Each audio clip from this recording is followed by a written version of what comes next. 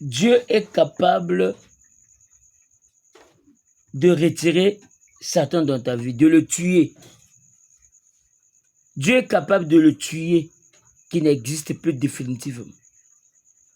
Mais pourquoi il ne le fait pas? Il le laisse encore là. Il sait. Il ne peut pas détruire ses lois au profit de toi parce que tu cries. Il a déjà placé ses lois qui à tel moment, à tel endroit, à tel ceci, je vais le retirer. Et je vais vivre maintenant avec mes enfants tranquillement.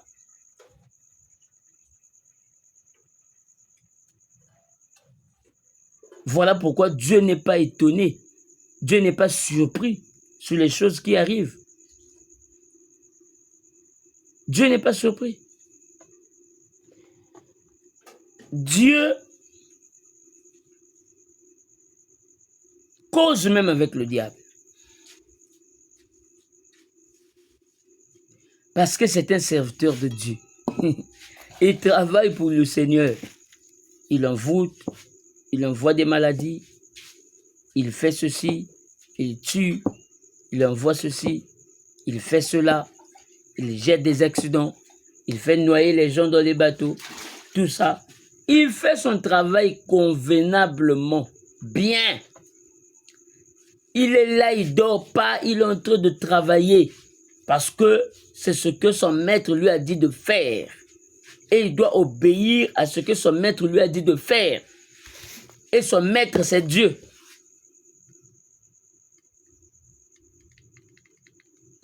Satan n'a pas un autre maître. Vous croyez que le maître de Satan, c'est qui? Le maître de Satan, c'est Dieu. Et Dieu lui a déjà donné des limites sur ce qu'il doit faire et ce qu'il ne peut pas faire. Ce qu'il doit faire et ce qu'il ne peut pas faire.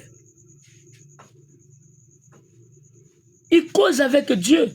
Rappelez-vous de l'histoire. Quand les démons étaient dans le fou de Gadara. Je vais aller petit à petit par les séquences parce que à bientôt je vais terminer. Parce que je pars séquence par séquence. Parce que c'est au fil du temps que nous allons parler de ça. Sous les yeux de Dieu. Les démons qui étaient dans le fou de Gadara. Il y avait 2000 démons. Toute une légion qui était là. Et ces démons ont dit à la parole, jette-nous dans les pourceaux. Pourquoi Jésus n'a pas dit non, je ne le fais pas? C'était programmé. C'était programmé par Yahweh, par Dieu, que les démons devaient quitter le fou de Gadara pour entrer dans les pourceaux parce qu'ils ne peuvent pas entrer dans les eaux, ils vont polluer les eaux.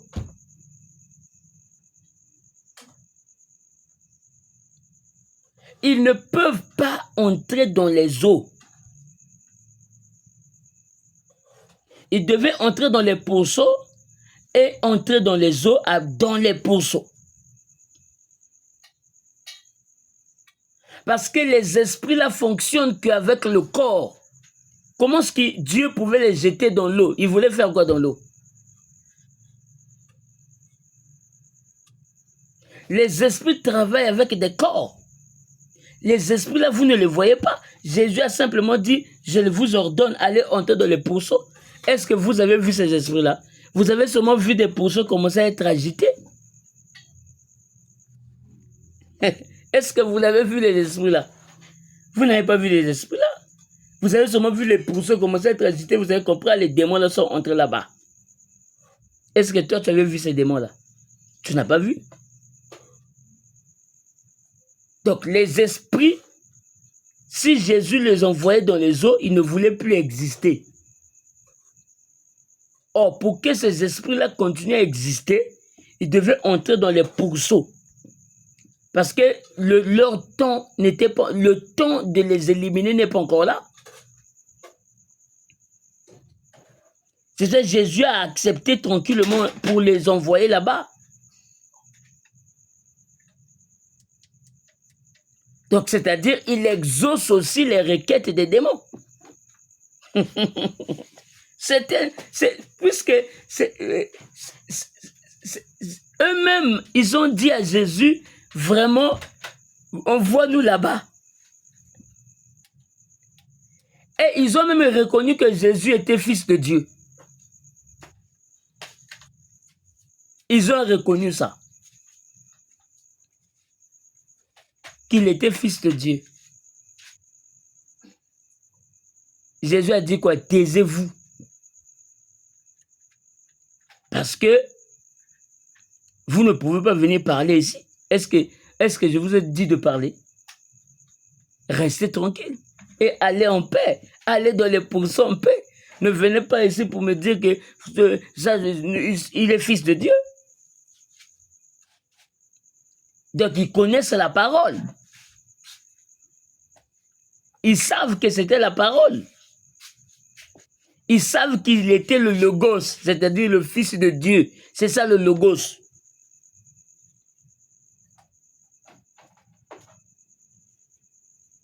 Vous croyez que le démon n'a pas peur de Dieu?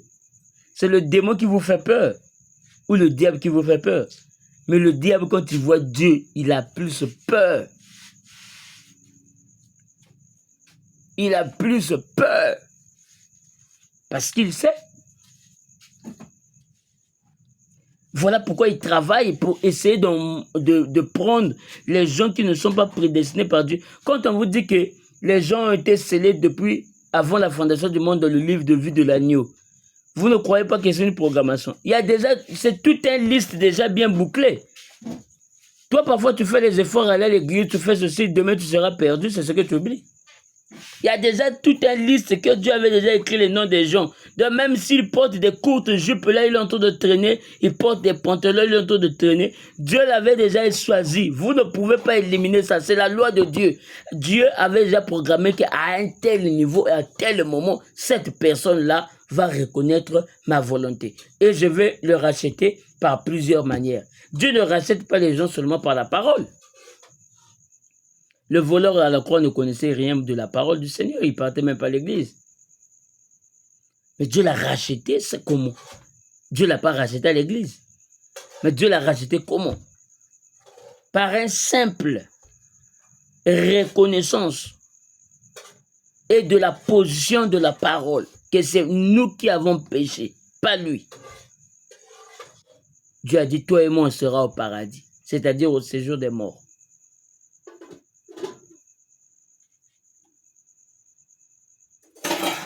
Vous voyez, c'est de ça. Dieu l'a pas sauvé à l'église. Dieu l'avait déjà sauvé. C'est-à-dire dans la programmation de Dieu, cet homme-là a été élu. Dieu ne pouvait pas le perdre. Si Dieu commence à perdre un élu, c'est-à-dire il brise ses lois. C'est-à-dire les lois que lui-même il a placées, c'est ça qui va le disqualifier étant comme un Dieu. Dieu ne peut pas perdre un élu. Tout ce que tu es en train de faire sur la terre là, c'est la volonté de Dieu que tu accomplis. Que tu fais du mal, que tu fais du bien, c'est la volonté de Dieu que tu accomplis. Même quand on parle de libre arbitre là, c'est un langage. Vous dites quoi du libre arbitre? Donc tu crois que le libre arbitre, c'est-à-dire Dieu te dit fais ce que tu veux. Le libre arbitre là est toujours contrôlé par Dieu. Le libre arbitre est toujours contrôlé par Dieu. Quand Dieu dit que je ne peux pas perdre un élu, vous croyez que un élu sera perdu? Il ne peut pas. Parce qu'il est contrôlé. Fabrana même en parle. Vous êtes contrôlé par cette tour de contrôle. Dieu ne peut pas vous perdre. Il ne peut pas perdre un élu. Ce que nous sommes en train de faire, ce n'est que prêcher, parler aux enfants de Dieu, faire ceci, arrêter le mal, tout ça, c'est son plan. Et je vais même aller plus loin. Chaque parole que tu fais prononcer de ta bouche, Dieu l'avait déjà mentionné. Il n'y a rien qui peut s'échapper de Dieu. Tout ce que tu fais sur la terre, là, c'est programmé. Je vais te dire une chose, tu peux sentir une forte faiblesse et tu ne pries plus. Tu ne pries plus, tu ne fais absolument rien. C'est Dieu. Il savait que dans ton parcours de vie, tu voulais arriver là. Tu ne voulais pas prier. Et tu n'as pas de force pour prier. Tu peux faire l'effort comment? Tu peux prier. Tu ne sentiras même pas ce que tu sentais avant. Tu peux faire l'effort. Oh Seigneur, je sens ta présence. Il n'y a pas de présence là-bas. Dieu savait que tu devais traverser là. Et à un moment donné, tu vas commencer à sentir une certaine force, indépendamment de ta volonté. L'envie de prier. Cette soif de prier. Oh, mais comment est-ce que j'ai toujours envie de prier? Oui. C'est ça qu'on appelle par haut et bas. Parce que vous ne pouvez pas être un fils de Dieu sans traverser par les hauts et bas. Tu ne peux pas être que haut et de refuser le bas. Hein? Tu dois te sentir rétrograde à un certain moment. Même tu es pasteur, même tu es grand pasteur, même si tu prêches les gens, tu as déjà été rétrograde, tu sais. Quand tu suis cette vidéo, tu sais que tu as déjà été rétrograde quelque part. Oui. C'est Dieu qui fait ça. Mais tu vas me demander, mais prophète, pourquoi Dieu fait ça? Ça, je viendrai vous expliquer peut-être après pourquoi il fait ça. Parce que c'est le temps maintenant de vous prouver que Dieu m'a dit que tu es prophète. Si je parle de ces choses-là parce que Dieu a voulu faire de moi un prophète. Et j'avais eu un songe pendant ce temps, il y avait des faux prophètes qui donnaient des prophéties. Je n'avais pas une église. J'étais simplement dans une grotte au désert. Je sortais uniquement pour donner des messages. C'était un songe que j'ai fait à Londres.